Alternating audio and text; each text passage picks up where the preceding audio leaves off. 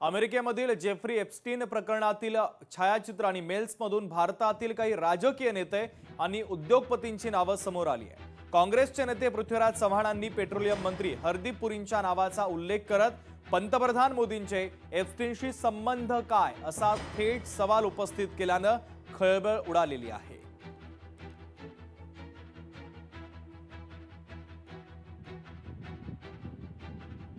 American सरकारकडून president Trump यांच्याकडून माहिती लपवायचा प्रयत्न होतो। तर जो माहिती जी आपल्या समोर आलेली आहे त्यामध्ये ईमेल्स मध्ये काही उल्लेख भारतीयांचे आहेत। मी आपल्याला सांगितलं होतं की आजी माजी खासदार आहेत, त्याप्रमाणे पेट्रोलियम मंत्री हरदीप पुरी यांचं नाव एका ईमेल मध्ये आहे। स्टीव्ह बॅनन नावाचा जो राष्ट्रपती ट्रम्प यांचा सल्लागार होता तो विनंती करतो की मला भारताच्या पंतप्रधानांशी भेटायचं, हे एप्स्टीनला विनंती करतो। ते त्याला म्हणतो की ठीक आहे, मी प्रयत्न करतो। आणि काही दिवसानंतर सांगतो की मोदी इज ऑन बोर्ड, म्हणजे मोदी तयार आहेत असं ते एक ईमेल आहे।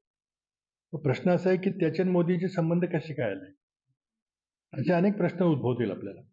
आता हरदीप पुरी जे भारताचे न्यूयॉर्कमध्ये अँबॅसेडर होते त्यांचं नाव अनेक वेळेला आलेलं आहे, 5-6 वेळेला त्याचे भेटीगाठी झाल्या असं काहीतरी लेख आलेला आहे। मी काही सगळे कागदपत्र तपासले नाही। तर आत्ताची सध्या परिस्थिती एवढीच आहे की एप्स्टीन फाईल्स पार्शली खुल्या केल्या गेलेल्या आहेत, अजून खुल्या व्हायला काही आठवडे लागतील असं सरकारचं मत आहे। तिथं कदाचित सरकार आणि राष्ट्रपती यांच्यामध्ये संघर्षाला सुरुवात झालेली आहे, कारण खासदारांचं म्हणणं आहे की बहुतेक राष्ट्रपती त्यांचं स्वतःचं नाव त्यामध्ये आहे म्हणून ही माहिती लपवायचा प्रयत्न करतील, जे अमेरिकेच्या कायद्याचं उल्लंघन असेल। आता हा मोठा संघर्ष होणार आहे, ते आपण आता बघत बसलं पाहिजे। पण एवढंच आहे की काही नावं भारतातली कुठंतरी आलेली आहेत पुढे, मी काही ईमेल पाहिलेले आहेत, त्याची माहिती आता आपल्या मीडियामध्ये सुद्धा याची खूप चर्चा होईल, विश्लेषण सांगेल। पृथ्वीराज चव्हाण साहेबांना एका मानसोपचार तज्ज्ञाची आवश्यकता आहे, त्यांना एका सायकेट्रिस्टची आवश्यकता आहे आणि त्यामुळे कदाचित निवडणूक हरल्यानंतर त्यांचं मानसिक संतुलन हे बिघडलेलं आहे आणि त्याच्यातून अशा प्रकारच्या काहीतरी स्टेटमेंट्स ते करत आहेत। त्यामुळे गेट वेल सून। तर पृथ्वीराज चव्हाणांच्या वक्तव्याचा भारतीय जनता पक्षाच्या वतीने निषेध करण्यात आला। एप्स्टीन फाईल बाबतच्या दाव्यांचा त्यांनी विरोध केला। भातखळकरांच्या नेतृत्वात मुंबईत जोडे मारो आंदोलन करण्यात आलं। ठोस पुरावे नसताना आरोप करणं चुकीचं आहे असं भारतीय जनता पक्षाचं म्हणणं आहे।